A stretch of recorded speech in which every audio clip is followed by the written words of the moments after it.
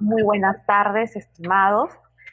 Muchísimas gracias por la participación, la invitación de Faja Penal, en la loable gestión que hace el doctor Neira, de seguir capacitando a la comunidad jurídica. Muchísimas gracias, Kenia, muchísimas gracias a todos los presentes. El día de hoy voy a presentarles algunas breves reflexiones de la importancia y la aplicación de las diligencias preliminares en el proceso penal. Y quizá traje este tema a colación, que quizá antes de iniciar puede ser un poco repetitivo y trillado, debido a que aún en nuestro distrito judicial de Lima, para los demás casos, excepto los de corrupción, no se aplica todavía el nuevo código, que ya a estas alturas ya no es tan nuevo. Vamos a empezar y al final vamos a desarrollar sus preguntas, cuestionamientos, reflexiones, porque la idea más que nada dentro de este seminario es poder recoger todas esas apreciaciones que se han venido desarrollando, que se desarrollan desde el inicio de la calificación de una noticia o del conocimiento de un delito. Vamos a empezar. Bueno, voy a citar algunas frases que calzan perfectamente para esta presentación. Nunca se alcanza la verdad totalmente, ni nunca se está totalmente alejado de ella, ¿no? Esto no es una cita del filósofo Aristóteles. Y en una labor que hace o que debería o que desempeña en este caso el Ministerio Público, el Estado, representado en el Ministerio Público, en la función del ejercicio de la promoción o en la promoción del ejercicio de la acción penal, debe actuar con dos principios fundamentales que son básicos en el Estado de Derecho: racionalidad y desapasionamiento. Vamos a iniciar primero a cómo se llega en este caso a tomar cuenta o cómo toma cuenta el persecutor del delito o cómo toma en cuenta el persecutor del ejercicio de la acción penal con el conocimiento de un delito. Primero tenemos una noticia criminal, una denuncia, y tenemos una base normativa. Podemos llegar a conocer inicialmente por tres presupuestos básicos a través de una noticia policial que pone en conocimiento algunos hechos con contenido criminal que pueden ser o no también. Una denuncia de parte, puede ser una denuncia de la víctima, una denuncia de un tercero, por acción popular, y de oficio, cuando tomamos de conocimiento por los medios de comunicación, cuando se toma de conocimiento por medio de la televisión, el internet, la prensa, determinados hechos que afectan a la sociedad. Vamos a poner muchos ejemplos que nos hagan aterrizar sobre todo en esta figura que está regulada en nuestro Código Procesal Penal y que a la actualidad, a raíz del COVID, también ha traído algunas reflexiones respecto a qué tanto funciona o el funcionamiento respecto solamente a las denuncias, como señala el código, verbales y escritas. Pues voy a poner entre paréntesis, abro y cierro paréntesis, primero abro paréntesis, un caso. Tenemos este caso de los delitos informáticos. Muchas personas tienen aplicaciones de diferentes bancos en sus celulares y muchas de las diariamente podemos ver denuncias acerca de que automáticamente muchas personas, sin haber utilizado su clave, sin haber ha hecho algún acto de disposición de su dinero en determinadas cuentas, han encontrado sus cuentas vacías. Entonces, en estos casos, cerramos paréntesis, un ejemplo, en estos casos, ¿servirá de algo la denuncia verbal? O si se tiene conocimiento, por ejemplo, ingresamos inmediatamente a nuestras cuentas, identificamos rápidamente a la persona a la cual se le ha transferido el dinero, sabemos en dónde domicilia. ¿Servirá de algo simplemente una denuncia verbal, solamente una denuncia física si es que estamos en un estado de emergencia y no podemos desplazarnos ni a la comisaría ni podemos dirigirnos hacia el Ministerio Público? ¿Habrá otros mecanismos por los cuales nosotros o los ciudadanos también puedan realizar sus denuncias? Esa es una breve reflexión. Entonces, regresamos a esta primera parte. La noticia policial. La noticia policial que puede poner en conocimiento cualquier acto de puede ser hurto, robos, delitos contra la salud, o quizá nosotros todos los días advertimos, un ejemplo, ¿no? Un alcalde de tal provincia se coludió con los representantes de una empresa X para favorecerla y con una licitación a cambio de recibir un dinero. Esa es una noticia común en todas nuestras noticias policiales y de televisión. Este conocimiento de primera mano que toma en este caso la policía y lo transfiere a la fiscalía, o que de oficio tomamos acerca del contenido ilícito de estos hechos, tiene relevancia y tiene importancia en esta primera instancia y depende de los primeros actos de investigación que se desarrollen para llegar a calificar y determinar si este acto puede pasar a la siguiente fase o no. ¿Y por qué? Ahora lo vamos a ver. Bueno, antes de pasar a la siguiente, Filmina, tenemos la base normativa. ¿Y cuál es la base normativa de estos presupuestos de conocimiento de la noticia criminal que les estoy señalando? El artículo 61, todos son del Código Procesal Penal, salvo el último, la titularidad de la acción penal. ¿Por qué? Porque los ciudadanos o los terceros no pueden tomar el ejercicio de la acción penal de propia mano. Hay una división de poderes que está muy enmarcada o que ha venido muy enmarcada con el Código Procesal Penal, ya no le digo nuevo, con el Código Procesal Penal, en donde las funciones de acusar, en las funciones de juzgar, se encuentran plenamente delimitadas y se encuentran previamente sujetas a control, sea por parte de la defensa, sea por parte del juez, sea por parte del fiscal, o incluso si llegan a otras instancias supremas, sea por parte del Tribunal Constitucional. Tenemos esta base normativa, el artículo 60.1, la titularidad de la acción penal, 61.1, la independencia de criterio, el artículo 326, que es la facultad de denunciar, que lo puede hacer cualquier persona, hay sujetos que están obligados a denunciar por el rango o por el ejercicio de su función.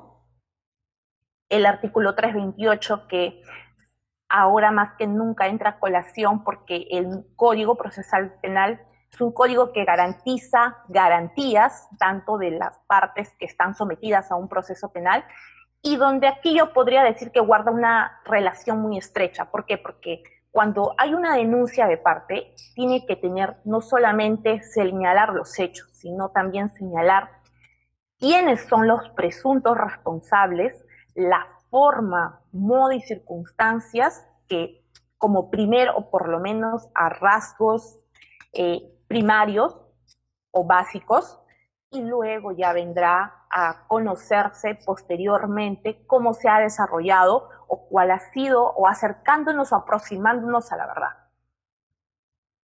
El cuándo, el cómo, el por qué. Luego seguimos en el mismo artículo 328, inciso 2, la denuncia. Aquí puede entrar por cualquier medio, escrita, con firma, verbal, mediante acta. Acá podríamos agregar que en este tiempo de pandemia podremos agregar mediante correo electrónico, mediante Facebook, mediante WhatsApp, mediante Twitter. Entonces, la tecnología ha ido avanzando a pasos agigantados, de modo tal que nos podríamos o podría extenderse hacia estos medios que también pueden ser medios efectivos y eficaces de hacer denuncias. El artículo 159.4 de la Ley Orgánica del Ministerio Público señala expresamente la necesidad y la razonabilidad del ciudadano sometido a una investigación. Sobre todo esto guarda, como les decía, mucha relación con el principio de respeto a los derechos fundamentales de una persona sometida desde el inicio a un proceso penal. ¿Cómo podemos definir nosotros a las diligencias preliminares? El Código Procesal Penal no nos señala una definición o concepto de las diligencias preliminares. No nos dice qué son, pero sí nos indica qué finalidad cumple dentro de la investigación y cuáles son sus objetivos. Pero qué son es un tema de concepto que es distinto al fin y distinto a los objetivos.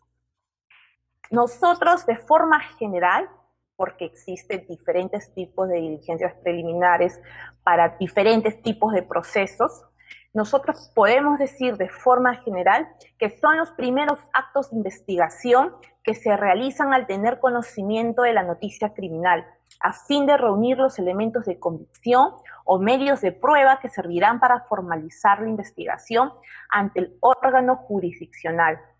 Recordemos algo, estamos nuevamente señalando, ¿no? ¿Qué son las diligencias preliminares? Si decimos que son los primeros actos de investigación que se realizan al tener conocimiento de la noticia criminal, y ustedes dirían, ¿y cuáles son o qué son esos actos de investigación? ¿O cuál es el componente de esos actos de investigación? Acto de investigación, el despliegue, en este caso representado en la figura del fiscal que puede diligenciar o que puede dirigir en este caso o también encargar a la Policía Nacional de realizar determinadas acciones o actividades que en este caso lleguen a corroborar el hecho denunciado con contenido criminal. ¿Y cuáles son esos primeros actos de investigación considerados imprescindibles en la investigación o en esta primera etapa? Y vamos a ver si esta primera etapa, o quizá ya muchos lo saben por diferentes conferencias, es una etapa prejurisdiccional o es una etapa propiamente jurisdiccional. ¿Y cuáles son estos primeros actos que nosotros consideraríamos imprescindibles? Si tenemos conocimiento de un hecho criminal, inmediatamente la declaración de la víctima, en caso haya una víctima, si es un delito donde el agraviado es el Estado, la situación será, los primeros actos de investigación serán de otra forma. La declaración del imputado, de los imputados, si es que no hubiere la forma de identificar a los presuntos responsables de la comisión de un delito. Y aquí es donde también, si no se tiene la identificación, es donde va a requerir un mayor tiempo, de repente complejidad, de repente mayores actos, en donde no se tenga conocimiento de quiénes hayan realizado este hecho. Un ejemplo, el asalto o un robo que se hace a una entidad bancaria. No se tiene identificado a las personas que han realizado este hecho. Podría inicialmente dirigirse contra los que resulten responsables, inicialmente. Pero vamos a ver si eso configuraría desde el inicio o contaría desde el inicio como el plazo del inicio de una diligencia preliminar. El reconocimiento físico, si ha habido flagrancia, por ejemplo, la cadena de custodia, que también dentro de estos actos o dentro de estos primeros actos que realiza el Ministerio Público, tiene que resguardar y proteger aquellos elementos con los cuales se hayan podido cometer los ilícitos. En este caso, pues sí dependerá a qué tipo de caso nos estamos refiriendo. Si es un delito, ejemplo, de corrupción de funcionarios, puede ser el dinero que se haya pagado al funcionario corrupto, ¿no? Para cual hay un procedimiento previo. Puede ser si es un delito de feminicidio y se tiene constancia de las personas que han estado presentes en el lugar del arma homicida. Si es un delito informático, aquí ya la cuestión de la investigación adquiere otros matices de complejidad debido a que actualmente, pues quizá abro un paréntesis pequeño, hay hackers, crackers, sistemas de virus, antivirus, diferentes modalidades por las cuales muchas personas a través de las redes pueden acceder a determinados medios de información y así poder hackear las cuentas de las personas o craquear las cuentas de las personas. Bueno, todo dependerá de cuál es el primer hecho que se tiene, que se denuncia o del conocimiento de esta noticia criminal. Luego de ello tenemos ¿cuál es la función esencial dentro de esta etapa de las diligencias preliminares? Las diligencias preliminares son una parte de la investigación preparatoria y, asimismo, tienen como función esencial que en esta etapa la Fiscalía o el Ministerio Público actuará con objetividad. ¿Y a qué nos referimos con objetividad? Que en el primer conocimiento del delito y al desplegar los actos de investigación, pues partimos de la inferencia o de la imputación del hecho fáctico que debe corroborarse con la declaración de la víctima, con la declaración del imputado, con el reconocimiento en rueda, con el resguardo de la cadena de custodia. Quizá si fuera un delito de organización criminal, que ya adquiere otras características, quizá el levantamiento del secreto de las comunicaciones, el levantamiento del secreto bancario. Pero en esta primera etapa es como una etapa de selectividad. Se actúa con objetividad, verificando posiblemente si esto configura o no configura, y si es que de los actuados que se van a recoger en esta primera etapa, efectivamente se corrobora ese hecho que se ha denunciado.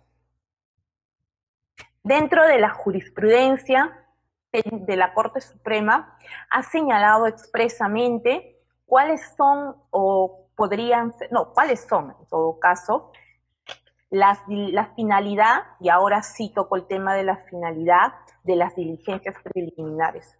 Hay una casación que es muy conocida, que es la 318-2011, y en este caso, la parte que resalté en amarillo, donde nos dice, ¿no? En la parte inicial, las diligencias preliminares constituyen una etapa prejurisdiccional del proceso penal. El fiscal está autorizado para reunir los elementos probatorios para formalizar la investigación a efectos de plantear su estrategia acusadora o desestimar la denuncia. Desestimar la denuncia a efectos de no sobrecargarse y de dar prioridad a aquellos casos que realmente merezcan de relevancia penal, porque efectivamente todos los hechos que se denuncian no reúnen o al momento de calificar la denuncia, no reúnen las características de un delito. Muchas veces tienen connotación civil, administrativa, laboral, o simplemente son hechos, hechos que merecen otro tipo de imputación, no a nivel de persecución pública, pueden ser privados, un ejemplo. Y eso, hay determinados delitos, quizás los vamos a ver más adelante. Y aquí en la parte que resalté en amarillo para ustedes es, en esta parte, como lo referí, o en esta parte podría decirse del proceso en general, del proceso penal en general, sería realizar actos urgentes solo para determinar si los hechos denunciados son reales y si además configuran uno o varios ilícitos perseguibles. Asegurar la escena del crimen, en este caso resguardo y protección de la cadena de custodia, y la evidencia sensible de la presunta comisión del ilícito. Asimismo, individualizar al presunto imputado y a los agraviados, porque en esta primera parte, si no tenemos conocimiento de quién, la identidad de quienes pueden haber cometido el ilícito, la investigación contra quién se dirigiría. Puede iniciarse contra los que resulten responsables, pero eso no puede ser siempre. Eso solamente puede ser en un plazo muy corto. Debemos identificar realmente quiénes han participado y el grado de participación que ya se definirá posteriormente, no al inicio, de las personas que hayan participado, ¿no?, en un evento delictivo. Tenemos asimismo la casación número 2/2008 de la libertad, donde nos dice, la investigación preparatoria presenta a su vez dos subetapas. La primera correspondiente a las diligencias preliminares y la segunda correspondiente a la investigación propiamente dicha. La investigación preparatoria, como ya nosotros la conocemos, exige allí sí que la imputación o el hecho, la imputación fáctica que se califique como delito o delitos, esté ya sustentada en elementos de convicción. En la etapa preliminar, en la cual nosotros estamos viendo ahora, puede haber una calificación jurídica que luego puede ser desestimada, porque al inicio del conocimiento del hecho criminal, pues se dicen muchas cosas o se tiene conocimiento de muchas cosas, pero hasta que no se corrobore ello, pues no es obligatorio que la calificación jurídica se mantenga desde el inicio. Esto hay que tenerlo muy presente porque a lo largo de la investigación, por el principio de gradualidad de la imputación, esta inicial adquiere relevancia en la medida en que se corrobore con otros elementos de convicción. No puedo forzar una calificación jurídica que no va a tener mayores elementos de convicción y que probablemente pues va a acabar en un juicio para nada beneficioso. Continuamos. En este contexto, en lo que señala la casación 2002-2008, en ese contexto la fase de las diligencias preliminares tienen un plazo distinto, el mismo que está sujeto a control, obviamente como concretización del principio de inmediación, del principio de las garantías, del derecho de los derechos de los imputados a un plazo razonable. En las diligencias preliminares, la investigación preparatoria no es intermitente en el tiempo, no es un plazo al cual vamos a continuar investigando. Tiene un plazo que dependerá en cada caso, puede ser, vamos a ver más adelante el plazo, puede ser 60 días, si hay detención o no hay detención, pero igual este plazo está sujeto a control. Asimismo, para remarcar lo señalado anteriormente, la sentencia plenaria casatoria número 1/2017 nos señala o nos indica que para iniciar diligencias preliminares solo se exige elementos de convicción que sostengan una sospecha inicial simple. Entonces, nos vamos a ver la gradualidad de la imputación que se requiere en cada etapa del proceso penal. En esta primera etapa prejurisdiccional, como lo dije al inicio, porque no tiene conocimiento el juzgado, salvo que se dicte pues, el auto de prisión preventiva, o sea, el requerimiento de prisión preventiva, pero para iniciar diligencias preliminares, ¿cuál es el grado de convicción que se requiere para abrir diligencias preliminares? Nos dice la sentencia plenaria casatoria número 1/2017 que se requiere el grado de sospecha inicial simple. Para formalizar la denuncia y llevarla al grado de investigación preparatoria, se requiere un nivel de sospecha reveladora. Y aquí sí tiene conocimiento y se considera una etapa jurisdiccional porque se pone de conocimiento al juzgado de los hechos imputados, de la imputación fáctica, de los delitos, de los responsables, del qué, cómo, cuándo, dónde, quiénes son los presuntos responsables de un hecho criminal. Luego, para acusar y dictar el auto de enjuiciamiento, se precisa de una sospecha suficiente. Aquí vemos que el grado de sospecha ya es mucho mayor. Y, continuando, para proferir un auto de prisión preventiva, se demanda un grado de sospecha grave. Grave, en este grado, en este sentido, mejor. La prisión preventiva ya es un grado de sospecha anterior a la sentencia. Anterior a la sentencia, en donde la sentencia, para determinar la responsabilidad penal de una persona, asume de que este grado de sospecha está fuera de toda duda razonable, de que se ha adquirido tal convicción de que se vincula a esta persona con la comisión de este hecho, sea cual fuere, y de que existen pruebas de la comisión efectiva de esta persona. Lo contrario es la duda favorece a los investigados siempre y cuando se presenten los presupuestos que establece también la ley. Tenemos otra casación que también le hemos considerado citarla, que es la casación 14/2010, la libertad. Y nuevamente nos reitera, ¿no? Las diligencias preliminares como una fase prejurisdiccional, en este caso ya el contexto, ya en este caso se asume que el fiscal conoció el evento criminal, pero aún no ha resuelto formalizar la investigación y dar inicio a la investigación preparatoria. En ella se busca verificar si el conocimiento de la sospecha de un delito sea de oficio o por la parte denunciante, tiene un contenido de verosimilitud, de ver si existen elementos probatorios suficientes para continuar con la persecución del delito de autores. Sobre todo acá hay algo muy importante que sí quiero resaltar, el contenido de verosimilitud.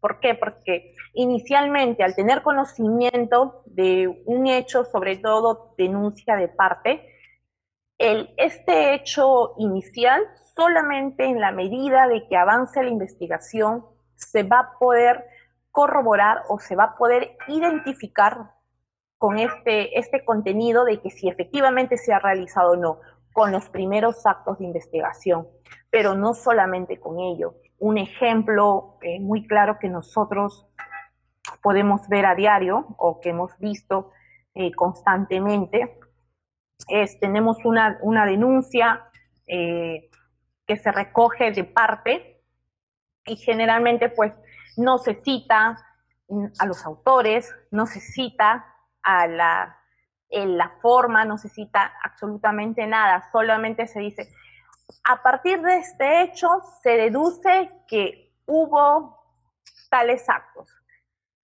Si no se ha identificado a las personas, si no se identifica el contenido de este hecho criminal, y si no se identifica, y hay algo muy importante que también no debemos olvidar, la prescripción de la acción penal.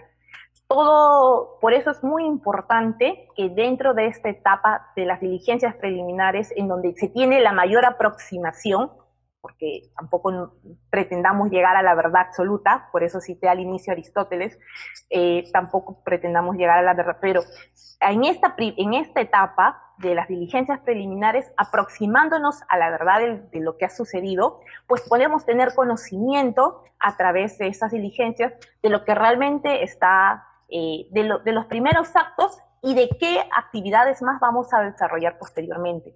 Por eso, si vamos a tomar la declaración del imputado, pues obviamente tiene que ser con la presencia de su abogado defensor, sino posteriormente ese acto no tendrá validez. Muchas veces en distintas instituciones, en las comisarías, ha sucedido de que no se toma o no se toma la declaración, se toma la declaración de los imputados sin presencia del abogado defensor, sea a elección privada o de oficio, y muchas veces estas actas o esta realización de actos pues carecen de validez posteriormente porque fácilmente pueden ser desestimados debido a que no se garantiza de que esa persona haya sido interrogada con la presencia de su defensa técnica. Igualmente, de la misma forma, si por ejemplo se realiza un reconocimiento físico o fotográfico de una persona y por ejemplo puede ser que se haya determinado en flagrancia, ¿no? Que se haya descubierto a varias personas que han robado, han despojado a la víctima de sus bienes, pues también la víctima tiene que identificarlos, pero también tiene que estar presente en las partes a efectos de que estos primeros actos adquieran la mayor validez posible y de que sostengan o sean las bases en las cuales se sustenta la futura responsabilidad penal en caso lo hubiere. Continuamos. Asimismo, tenemos la casación 599-2018 Lima. Y aquí también nos reitera y nos dice, el nuevo modelo de investigación procesal penal, o bueno, nosotros ya diríamos el modelo de investigación procesal penal, ha traído consigo la facultad exclusiva de llevar a cabo las diligencias preliminares de las que tiene podría decir el control, las que tiene el manejo, porque también debemos considerar que hay determinadas diligencias o que las diligencias en su totalidad, aunque no dependiendo, sean encargadas al órgano técnico de apoyo, que en este caso es la policía. Pero siempre es preferible que los primeros actos de investigación en donde se va a determinar efectivamente si esta persona es o no posible responsable sea llevado por el Ministerio Público. Y aquí nos dice, de las que se tiene el control son conceptualizadas normativamente como parte de la investigación preparatoria. La jurisprudencia del Tribunal Constitucional las define como aquellas que lleva a cabo el fiscal en la fase prejurisdiccional previa al proceso penal. las diligencias preliminares como actuaciones iniciales del fiscal orientadas a una finalidad específica. Por supuesto, porque no se tiene los recursos ilimitados, no se puede perseguir todos los delitos, así se quisiera, por, por el recurso humano, por el recurso logístico, por el recurso de infraestructura, por diferentes mecanismos que quizás si estuviéramos o recogiendo las experiencias de otros países, pues se utiliza otro tipo de tecnología para recoger o proteger la escena del delito, o tomar otro tipo de diligencias que sean más avanzadas, que te aproximen más a conocer esos hechos de contenido criminal. Entonces regresamos. Como actuaciones iniciales del fiscal orientadas a una finalidad específica, no advierten un carácter jurisdiccional, sino de indagación y de averiguación, conforme al rol del persecutor, y en esta primera fase lo reiteramos, un rol objetivo, no de parte, porque ya el rol de parte ya la adquiere cuando ya ha llegado al convencimiento de que efectivamente esta persona ha realizado el evento criminal, y ya en la etapa de acusación y de juicio oral pues se puede sostener ello con mayor firmeza y con todas las pruebas y elementos acopiados durante la investigación. Entonces, conforme al rol del persecutor que le corresponde, posibilita de que pase a otra fase del proceso si así lo decide, al momento que se instaure la formalización de la investigación preparatoria o disponer el archivo definitivo. Claro, porque no todos, obviamente, como lo señalamos desde el inicio, no todos los procesos o no todas las diligencias preliminares pues van a continuar o van a pasar a la siguiente fase, que es la formalización de la investigación y continuación de la investigación preparatoria. Muchas de ellas pues tendrán o podrán archivarse provisionalmente, dependiendo del caso, otras se archivarán definitivamente o simplemente otras continuarán porque efectivamente sí se han reunido todos los elementos de convicción, o sí se ha reunido, se ha identificado el autor, se ha identificado el cómo, la forma, los modos y circunstancias en las cuales se han desarrollado este evento. En resumen, ¿qué podríamos señalar en esta primera parte? ¿Qué actuaciones se tendrían que sí o sí practicar? Las actuaciones o los actos urgentes inaplazables. Y corroborar si el conocimiento que se tiene la sospecha de un delito tiene un contenido de verosimilitud y si existen elementos probatorios suficientes para continuar con la persecución del delito y sus autores. Claro, y eso implica también de que no se realicen, de que en esta primera etapa de las diligencias preliminares quizá no se realicen totalmente todos los actos urgentes. Hay actos en los cuales sí podemos corroborar y que nos permitirían más adelante sostener con mayor sustento una formalización de la investigación preparatoria. Porque recordemos, durante toda esta fase, durante toda esta etapa, se tiene que primar el principio de objetividad, tiene que estar la persona sometida a una investigación, a esta primera etapa, pues comunicada mediante su defensa, dependiendo, claro, porque ahí en caso sea otro tipo o las diligencias preliminares tengan otras características, pero asumiendo que de forma general de que estas diligencias preliminares nos van a llevar a determinar de forma inmediata, objetiva, y aún más corroborando efectivamente los hechos que se han denunciado, este grado de verosimilitud y además acopiar y recabar los elementos probatorios que van a sostener futuramente una acusación. Y aquí también quería hacer una reflexión de que, por ejemplo, el plazo normal, el que nos señala el código, a ver si está más adelante, vamos a continuar, luego lo voy a señalar. Se busca cumplir con los presupuestos formales y materiales válidos para una investigación. ¿Cuáles son esos presupuestos formales? Los presupuestos formales que nos señala el código, de señalar la forma, el modo, la comisión, y identificar a la posible víctima, identificar a los presuntos autores, identificar también el posible o subsumir la imputación fáctica en uno o o más delitos, pero que obviamente pues tengan sustento o que tengan elementos de convicción suficientes cuando ya estamos en la etapa de investigación preparatoria. Como otro punto, asegurar el cuerpo del delito, esto es, los elementos de prueba que por su naturaleza y características son considerados actos urgentes y reproducibles. Quizá como cadena de custodia, quizá pues durante esta etapa así de primera mano, pues se tiene que asegurar el cuerpo del delito porque posteriormente a la etapa de juicio ya no se va a volver a poder reproducir este acto de investigación, ni se va a poder realizar o se puede eliminar o se puede perder o se puede obstaculizar.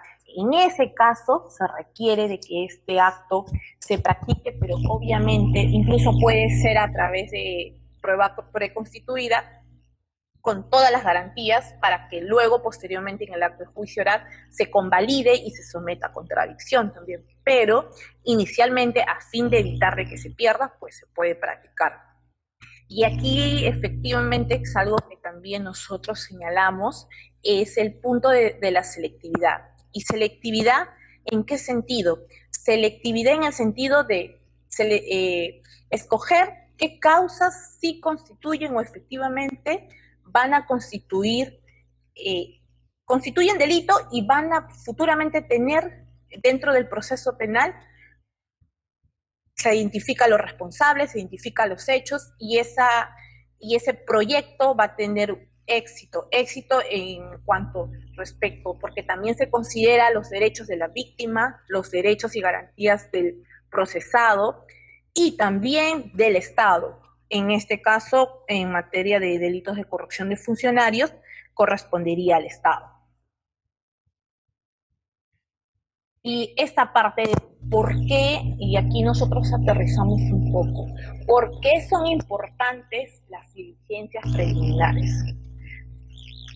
Porque permite o nos permite conocer por el principio de inmediación los elementos de convicción que nos aproximen a los hechos denunciados, porque permite establecer la estrategia fiscal y la derivación de determinados actos de investigación a la Policía Nacional, que como órgano técnico de apoyo, pues puede realizar actos de allanamiento, actos como órgano de apoyo, claro, con la constitución del Ministerio Público, actos de allanamiento, también levantamientos secretos, o sea, las comunicaciones, diferentes actos de investigación en los cuales se puede corroborar los hechos que se han venido denunciando y que es los primeros actos que se han dispuesto con las diligencias preliminares. También porque permite subsumir adecuadamente los hechos denunciados en los tipos penales que serán materia de formalización y ya de conocimiento al órgano jurisdiccional.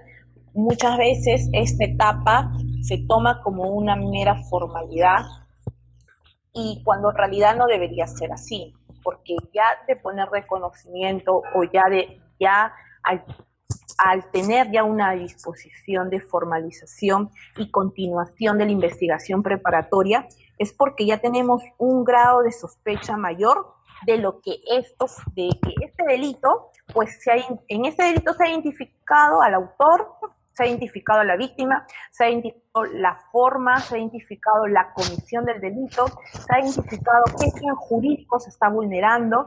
Podemos tener una o dos calificaciones jurídicas que tienen la imputación concreta o imputación necesaria, que es un principio que viene vinculado con este derecho. ¿Por qué? Porque siempre, ¿a fin de qué? A fin de que no se cuestione futuramente a través de una tutela de derechos o a través de otros mecanismos procesales, de que no se tiene una clara calificación de los hechos.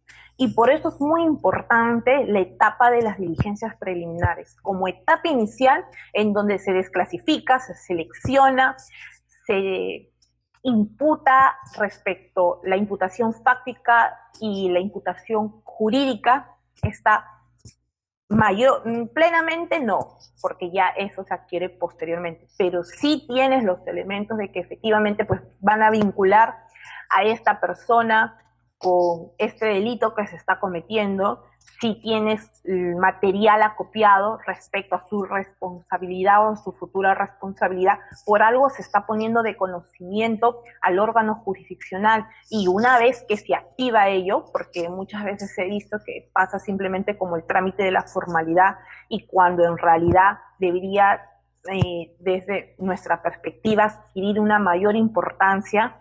Por eso es que existen diferentes plazos, y quizá el plazo inicial corto de 20 días puede ser insuficiente, pero ya a través de la jurisprudencia y a través del mismo código del artículo 330, exactamente, ahora lo voy a señalar, se ha señalado los plazos iniciales que tenemos para el plazo de las diligencias preliminares, en este caso de hasta 120 días naturales, y luego si son investigaciones preliminares complejas, que no puede superar el plazo máximo de la investigación preparatoria.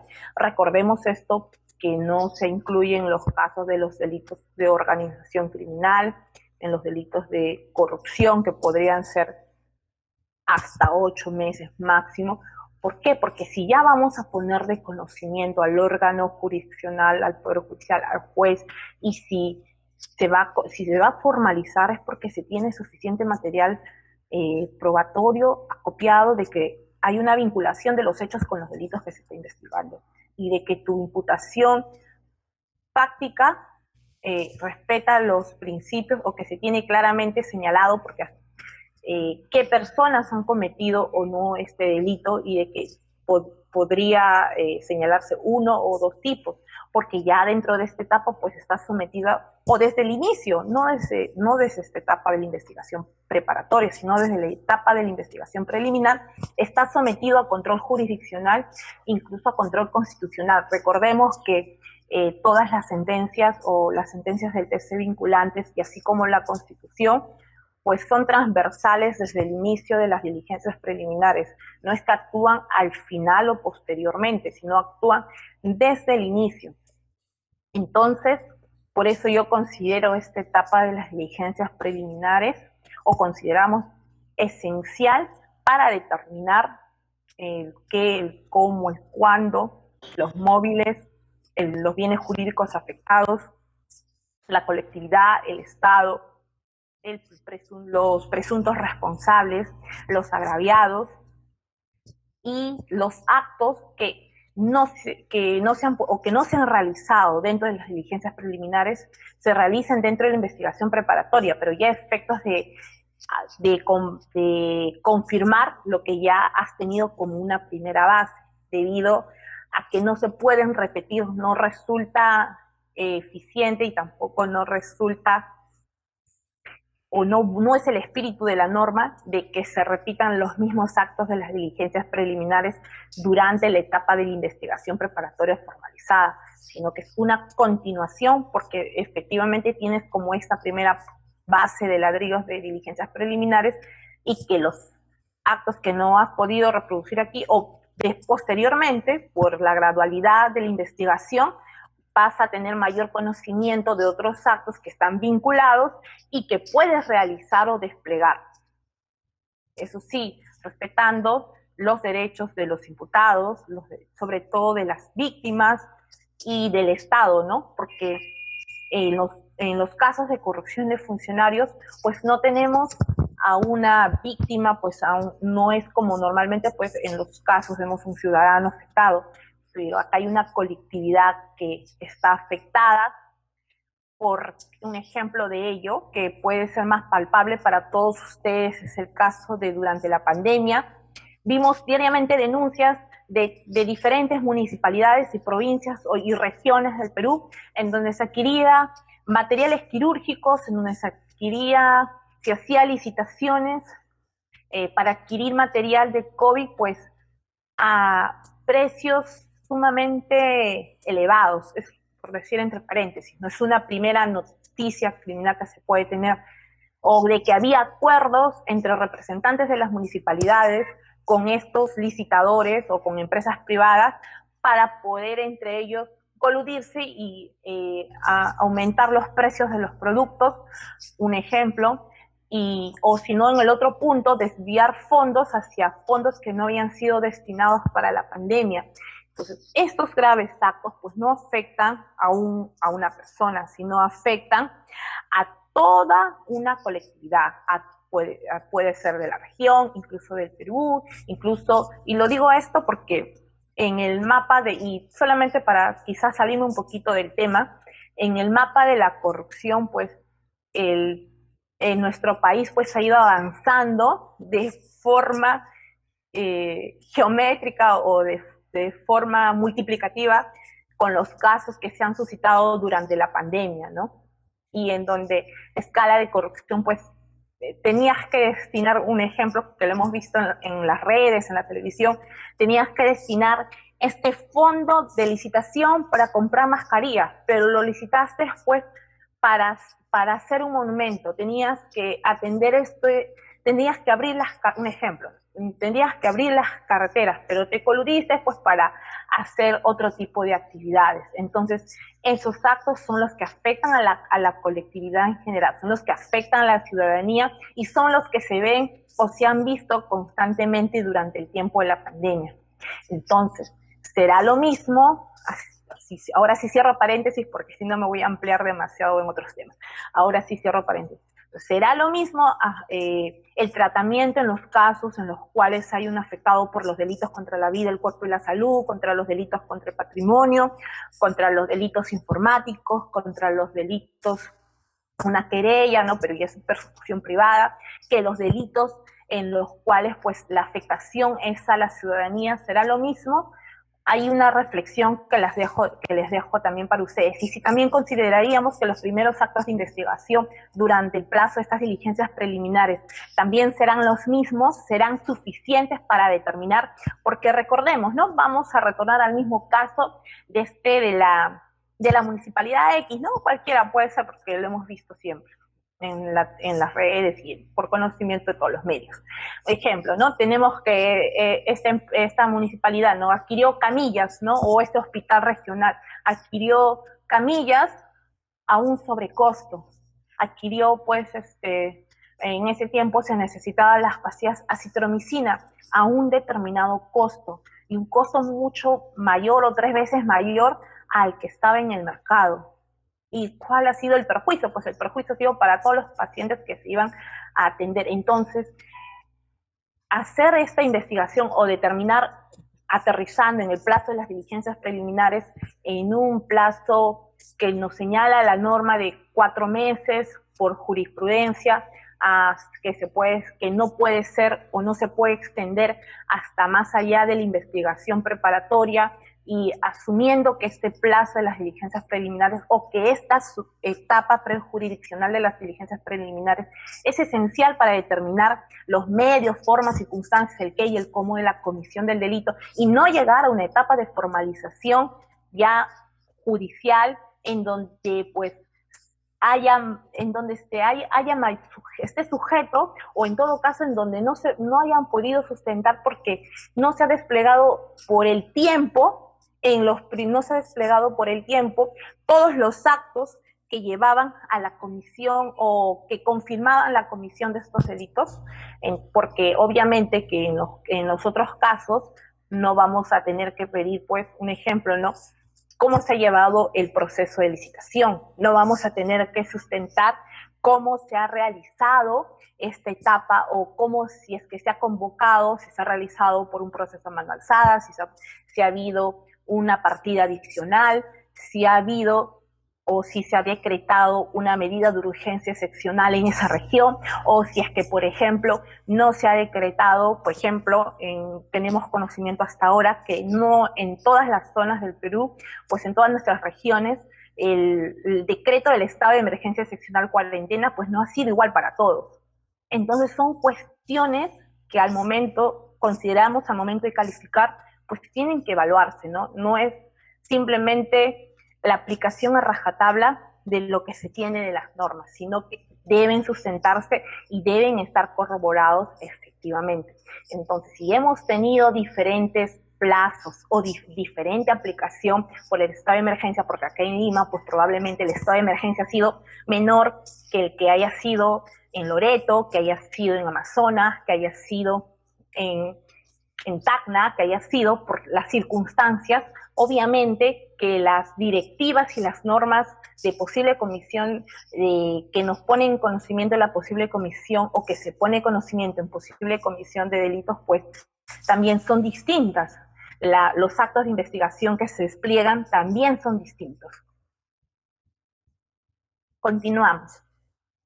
¿Por qué son importantes las diligencias preliminares? Porque, bueno, ya lo señalé, porque una investigación objetiva de los elementos de convicción o medios de prueba que se pueda copiar de cargo y también de descargo, no solamente de cargo, sino también de descargo, permite archivar denuncias que no constituyen delito, no tienen relevancia penal, quizá prescribieron, quizá fueron doblemente, puede presentarse en nedis in idem, y algo que consideramos esencial o fundamental. Porque un correcto funcionamiento de la administración de justicia nos permitiría cumplir cabalmente los fines del proceso. La eficacia y garantías en los casos que realmente tengan un futuro procesal, un juicio oral, porque de esta forma se descongestiona el sistema, no llegan todos los casos infinitamente y quizá pues lo puedo decir pues cuando empezábamos de practicantes, un ejemplo, ¿no? Cuando pues llegaban infinidad y miles, como la justicia penal es gratuita, pues se recargaba y se recargaba y se recargaba y se recargaba y se recargaba el sistema. Y obviamente pues eso no permite que realmente los casos que sí merezcan o que sí tengan un futuro procesal pues sean juicio y sean absueltos o condenados, pues eso se evaluará dentro de esa etapa, y que los casos pues que no debieron continuar o que simplemente en esta primera etapa o con el código de procedimientos era mucho más engorroso, pues pudieron haber tomado otro camino u otro destino. Bueno, algo que les mencioné ya desde el inicio, el cómputo del plazo de las diligencias preliminares. Tenemos la sentencia casatoria 66-2010-1, el inicio del cómputo en el artículo 334, inciso 2, que debe efectuarse. Claro, el cómputo, ya lo he leído muchas veces también en reiteradas doctrinas, que debe computarse desde que se tiene conocimiento del hecho punible y no desde la comunicación del causado de la denuncia formulada en su contra, lo cual me parece correcto.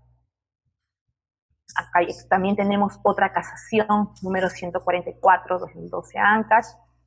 La fase de las diligencias preliminares no puede ser mayor que el plazo máximo de la investigación preparatoria regulada en el artículo 342 del Código Procesal Penal, de 8 meses, y en aplicación del artículo 334, inciso 2, en concordancia con el artículo 146, debe entenderse que ese es el mismo plazo razonable para que la Fiscalía disponga la ejecución de las diligencias a nivel preliminar, por lo que se debe establecer como doctrina jurisprudencial que, tratándose de investigaciones complejas, el plazo máximo para llevar a cabo las diligencias preliminares es de 8 meses. Entendemos en este sentido las diligencias o las investigaciones preliminares complejas, en donde no haya solamente por identificar a una sola persona de la posible comisión de un delito, que pueden ser 2, 3, 4, 5, 6, que hay un hecho que se deriva de varios hechos, que se tiene que acopiar mayor información, que quizás es un delito continuado, se realiza el ejemplo, el 2015, 16, 17, 18, 19, 20, que se ha venido realizando en el transcurso o sea, que verificar si ha prescrito el primer hecho, si ha prescrito el segundo hecho. Entonces implica, y la norma lo señala, cuáles son los presupuestos de complejidad con los cuales se corroboraría o que justificarían este plazo. Bueno, hasta aquí he querido realizar algunas reflexiones, algunos presupuestos, algo que quise traerles para ustedes. Estoy muy segura que con las preguntas, que con lo que ustedes tengan por decir, pues yo estaré sumamente agradecida por exponer y responder. Creo que hasta aquí les agradezco muchísimo la atención prestada y el tiempo. Bien, pues solo muchísimas gracias y hasta aquí voy a concluir primeramente mi disertación, esperando encontrarnos en otra oportunidad y compartir más temas. Sí, muchas gracias, doctora Rocío. No, a continuación pasamos a la ronda de preguntas, a ver si alguno de los asistentes quisiera hacer alguna pregunta o comentario. Por favor, enciendan sus micrófonos o, en caso contrario, escriban las preguntas en el chat, por favor. Sí, doctora Robles, soy la doctora Liliana Plasencia Rubiños y deseo felicitarle por la conferencia que nos ha brindado. Doctora, en segundo lugar, deseo formular la siguiente pregunta. El tema, en efecto, es sumamente gravitante para el desarrollo de los procesos penales. En ese sentido, doctora, me gustaría saber cuáles son los avances que ha tenido el Tribunal Constitucional respecto a esta temática de la protección de derechos fundamentales a través de habeas corpus contra actos de investigación preliminar. Si tiene usted algunos alcances al respecto, le voy a agradecer. Muy amable, doctora. Muchísimas gracias, doctora, por su pregunta. Es una reflexión muy interesante la que nos hace. Por ejemplo, sí podría, principalmente hemos visto que en las diligencias preliminares se han planteado tutela de derechos y estas tutelas de derechos que a nivel de está vinculado con el derecho principalmente resguardado en los derechos del imputado recogido en el artículo 71 y que han sido de desarrollo jurisprudencial por el Tribunal Constitucional. Y referido a qué precisamente, ¿no? Referido a que en este código, y quizá pues yo he visto el Distrito Judicial o Fiscal de Lima, pues como aún no está implementado respecto a todos los delitos en general, sino específicamente para corrupción de funcionarios, crimen organizado, pero no respecto a otros delitos, pues como la característica esencial ya para el Código del 2004, las garantías que se le brinda a los imputados de conocer desde el inicio los cargos que se le imputan, pues el Tribunal Constitucional ha hecho sonido de ello y lo ha recogido en su doctrina, señalando de que efectivamente toda persona tiene que tener desde el inicio conocimiento mínimo de los hechos imputados. Y esto es efectivamente porque también el tribunal recoge doctrina internacional, que es doctrina de la Corte Interamericana de Derechos Humanos, en donde específicamente, o en la doctrina, puede ser de la Corte Penal Internacional, en donde incluso las normas son más garantistas en el sentido de que desde el inicio una persona que está sometida a un proceso penal pues debe tener conocimiento de los cargos que se le están formulando, de tener un abogado defensor desde el inicio, de poder someter a contradicción lo que considera. Por esto es que señalaba que o se vinculaba con esta primera fase que para mí resulta fundamental.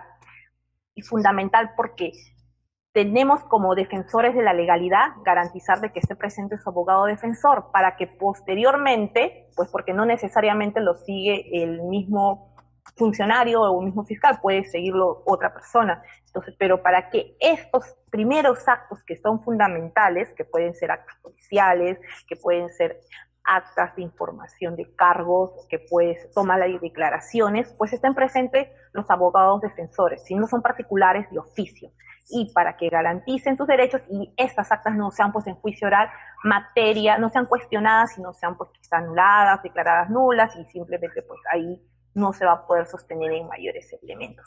Entonces sí hay respecto al derecho de defensa, ¿no? Hay mucha doctrina respecto a, muchos pronunciamientos, perdón, respecto a ello, respecto al derecho de defensa y de ser informado con los cargos que se le está imputando a una persona. Muchas gracias, doctora, muy amable. Muchísimas gracias, doctora. Doctora, hay unas preguntas en el chat, ¿las, las puedo leer o las revisa usted? ¿Puedes leerla, por favor? Porque no tengo ahorita Ya. mi... Ok, tenemos una pregunta del doctor Remilardo Zapata. Nos dice, si la fiscal no ha desarrollado los elementos de convicción presentada por la agraviada y ha dispuesto el archivamiento, para lo cual ya se presentó recurso de queja, ¿se puede solicitar la separación de dicha fiscal?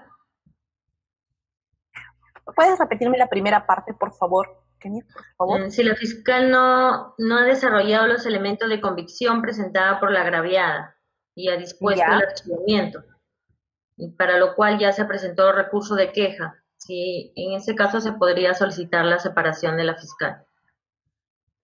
Claro, entendemos de que si ha ido un recurso de queja es el superior jerárquico que va a evaluar efectivamente si ese proceso archivado ha sido debidamente archivado y porque muchas veces pues también puede ser que haya solicitado que se lleven a cabo diferentes actos de investigación y quizá la parte o quizá en este caso fiscal no ha podido desarrollar todos que efectivamente corroboren el delito, pero el superior jerárquico, y aquí tiene derecho la parte que está interponiendo el recurso de queja, de presentar y señalar efectivamente, y porque también lo va a verificar el superior, de que los actos de investigación que señale pues sean conducentes, sean pertinentes, sean útiles para corroborar ese hecho imputado o ese delito.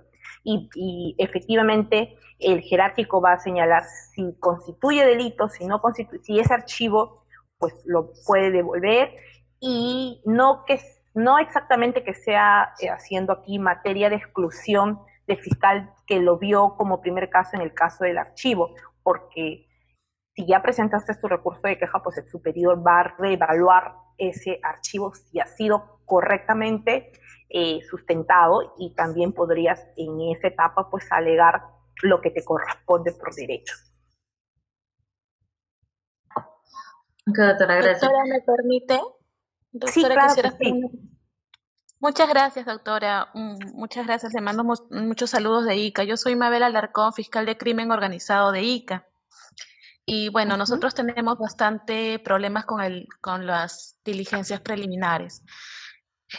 La Corte Suprema ya ha establecido de que en los casos de testigos protegidos no es necesario ampliar, tomarles de nuevo la declaración, toda vez que lo que se debe respaldar es el derecho del contradictorio de la defensa y llevarlo, y nos da la posibilidad de que los testigos protegidos puedan ser llevados a juicio oral para que ellos puedan ejercer en ese momento o a través de una prueba anticipada su derecho de contradictorio.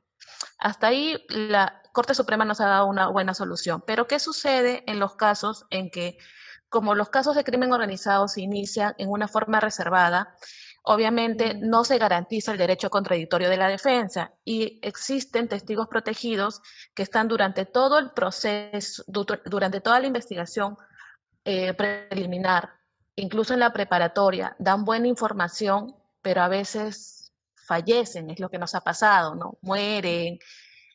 ¿Cómo podemos como suplir esa falencia o qué nos podría recomendar para nosotros poder presentar esta declaración en juicio, ¿no? Esa es mi pregunta, no sé. Ya. Yo recuerdo, por una breve experiencia, claro, aquí no, cuando era asistente judicial, que trabajé en los juzgados de crimen organizado. Y justo pasaba, alguna vez sucedió ello con los colaboradores y decía, y me preguntaba, ¿no? ¿Cómo no se iba a poder, qué es lo que estás planteando ahora? Porque, como lo señalé, los casos de crimen organizado no son como los otros casos, no son como los casos de corrupción. En los casos de crimen entiendo que hay testigos protegidos, incluso hay colaboradores que luego, pues si no han tenido las medidas de seguridad preventivas o que muchas veces pues ya no quieren volver a declarar.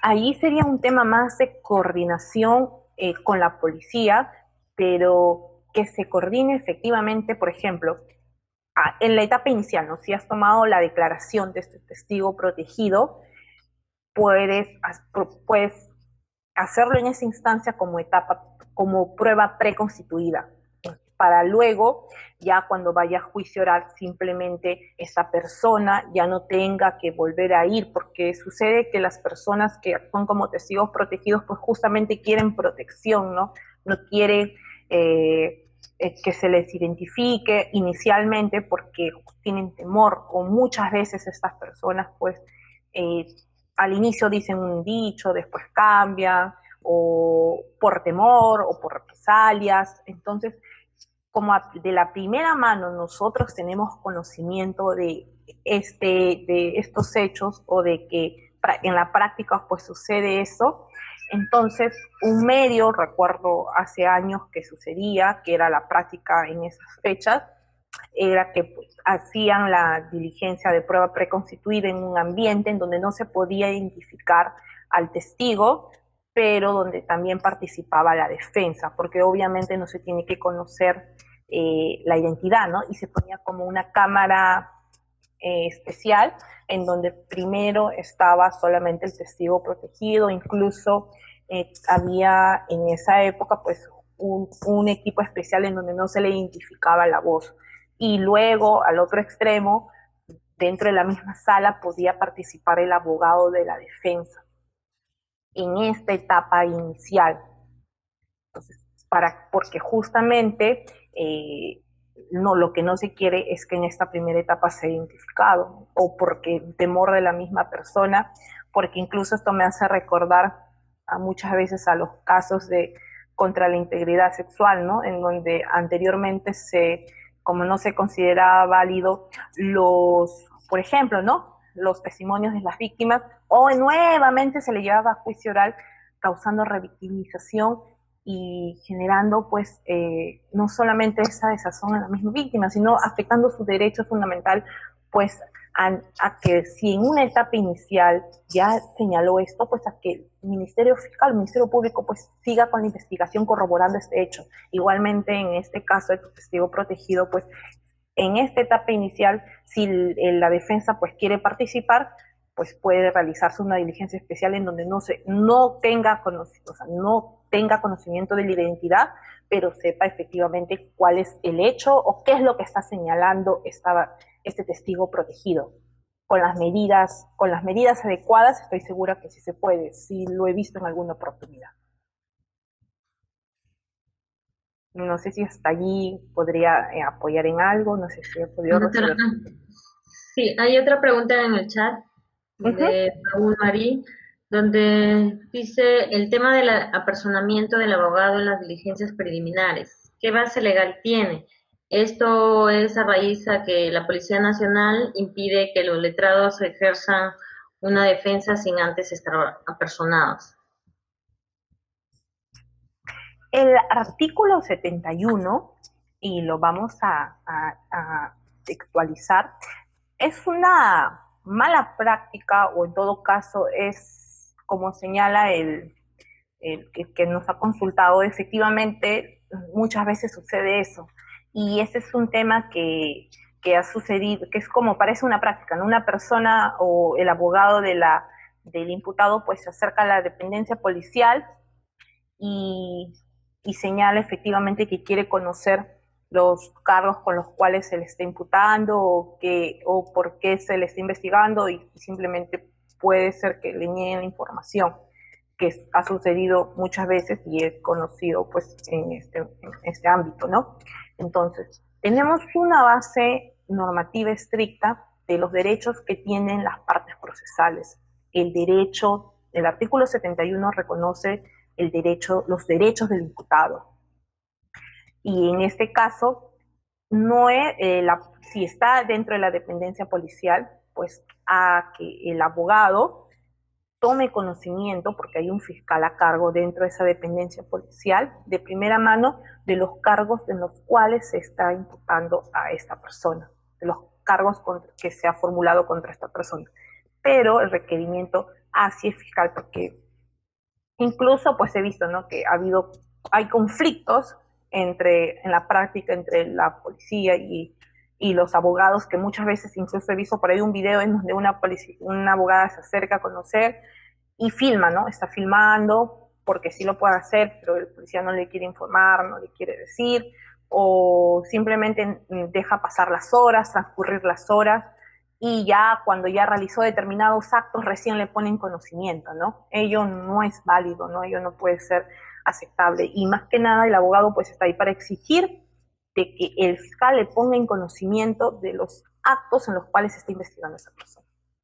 Y eso lo encontramos en el artículo 71 del Código Procesal Penal respecto a los derechos del imputado. De la doctora Patricia Serrano, donde nos dice con respecto a la cadena de custodia, si una supuesta agraviada entrega unos audios, pero lo hace de su celular, el celular del al celular del magistrado fiscal, y este a su vez los traslada a un CD para anexarlos a la carpeta fiscal o a la investigación, ¿se habría contaminado la cadena de custodia? Miren, ahora voy a responderle. Puede suceder, y he visto que justo por eso también venían mis reflexiones en materia de lo que ha traído el avance de la tecnología, Facebook, Twitter, WhatsApp, Messenger, Instagram, Snapchat, y en otros países es el Telegram. Entonces, ¿qué ha traído, no? O sea, inmediatamente graban a alguien o se tiene conocimiento de un hecho criminal que se ha dado mediante un audio de WhatsApp, se graba, se transmite a un tercero, pero hay un protocolo de cómo manejar la cadena de custodia cuando son en otros tipos de delitos, pero cuando suceden estos casos, por ejemplo, en donde ya no se había contemplado que se puede, por analogía, pues tratar de acoplar al protocolo, pero no hay algo específico que te diga así. Por WhatsApp lo transmites al tercero, efectivamente, pues se va a perder la cadena de custodia o no va a ser lo mismo, no se va a proteger.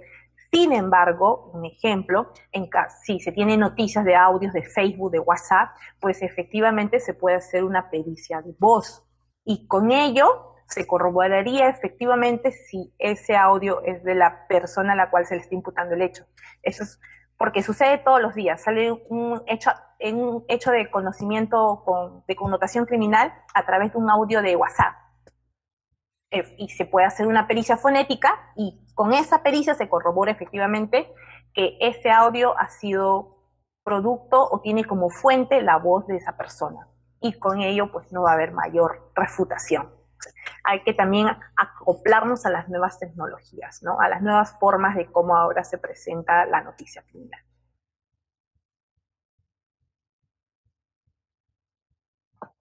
Ok, doctora. La siguiente pregunta de Alba Caballero nos dice, en los presentes casos donde la policía interfiere con la defensa de un imputado, ¿podemos solicitar que se tome como nulas esas actas y se tome la declaración a nivel de fiscalía? Claro, desde el inicio tiene que haber participado el abogado defensor en el acta de declaración del imputado, porque efectivamente eso es lo que va a generar posteriormente y eso es lo que se quiere evitar. Sí o sí quizá pues no lo van a declarar para el acta. Un ejemplo, ¿no? El reconocimiento de toma de huellas, o un ejemplo solamente para identificar que esta persona es Periquito de los Palotes, ¿no? Entonces le tomamos la huella y quizá para ello no va a haber cuestionamiento, pero sí el cuestionamiento esencial para la declaración del imputado, sí o sí tiene que estar el abogado defensor. Eso es un derecho pues que no se puede dejar de reconocer. Es constitucionalmente y tiene que estar sí o sí, y sí pues, posteriormente puede ser cuestionado.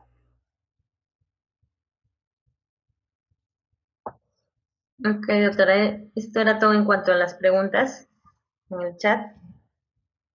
Nadie más quiere hacer alguna otra consulta, entonces dar por terminado este evento académico.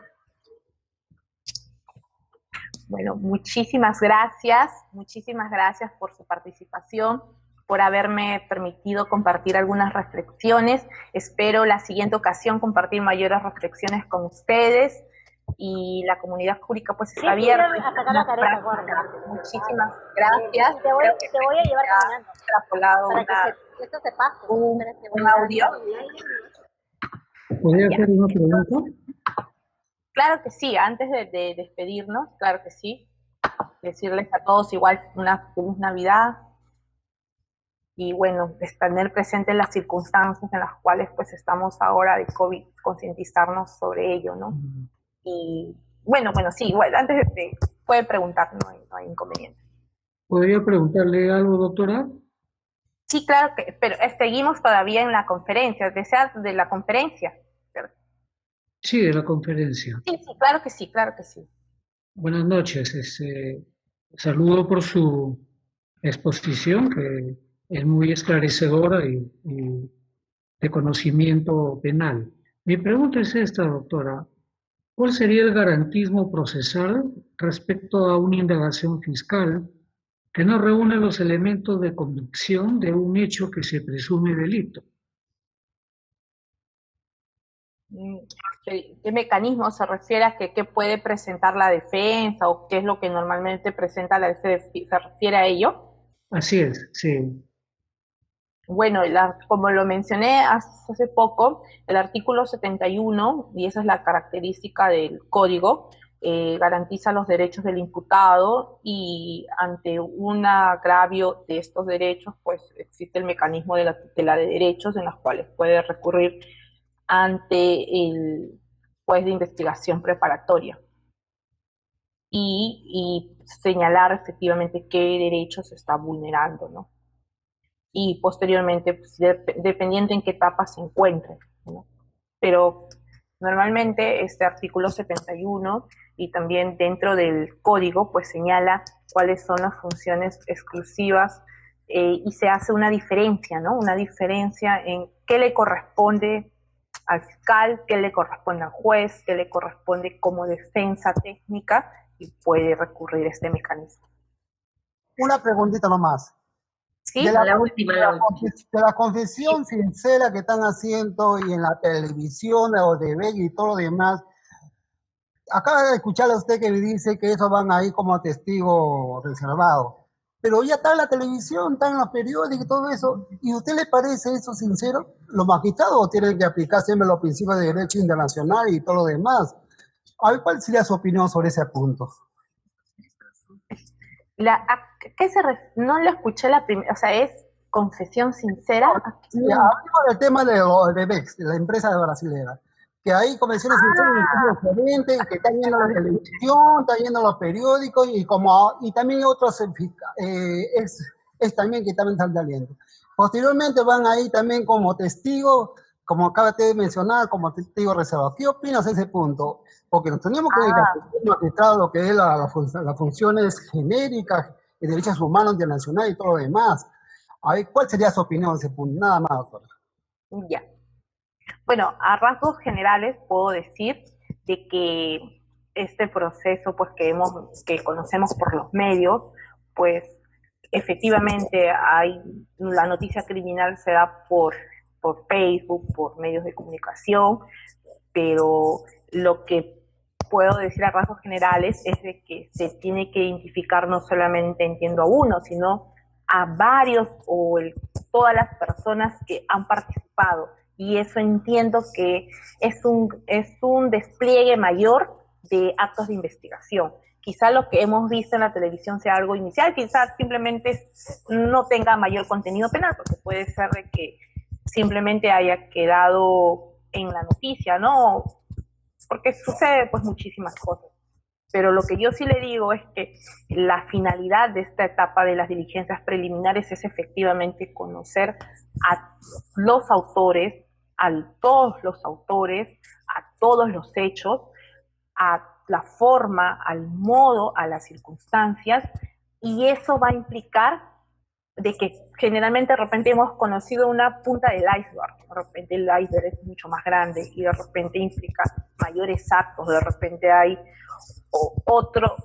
hay empresas, hay personas, hay colectivos, incluso se requiere pues cooperación internacional judicial, que ya es otro punto, que como usted señala, el previo conocimiento solamente lo que se tiene no puede ser jamás suficiente, porque eso sí vulneraría pues los derechos de los demás, ¿no? Claro que se tiene conocimiento de esta nota, como que sale, ¿no? Tienes conocimiento de algo, pero ello tiene que ser corroborado y tiene que estar sustentado. Eso sí podría indicarle, ¿no? Bueno, ahora sí, para despedirme,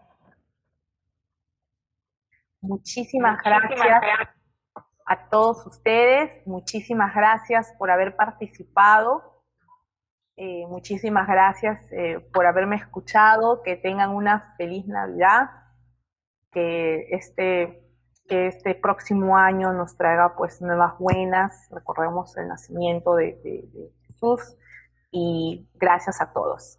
Gracias. Gracias, doctor. Igual para usted, en nombre del doctor José Antonio Neira, agradecemos por su valiosa disertación. Muchas gracias.